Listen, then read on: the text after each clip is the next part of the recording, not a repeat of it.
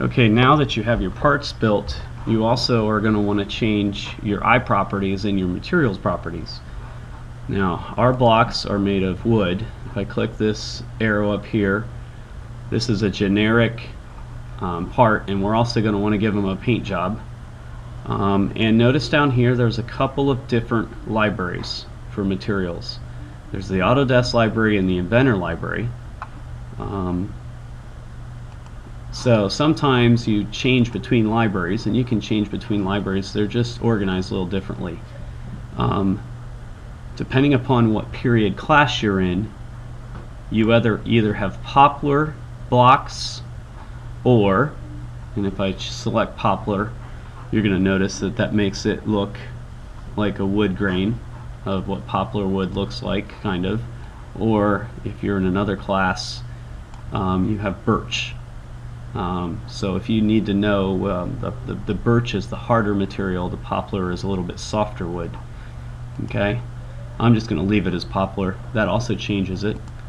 But then over here, under that material, on the second drop down box up top, that's where you change your color, and that is very helpful when you go to assemble, that you have your puzzle cube colors are different, otherwise it's going to look like a big gray blob put together. Okay. The other thing that will be important is if you go to eye and eye properties, okay, click on the summary tab. Here you will want to put in the title of the project, which of course is Puzzle Cube. You'll also want to put in the subject, which is IED. Right here, this by default is your username. You can leave that the same. And your manager, of course, is me, Mr. Conrad. Other things that show up on this, I'm going to click apply before I change tabs. You'll notice that your part number is going to populate as your file name. I did not save this file yet.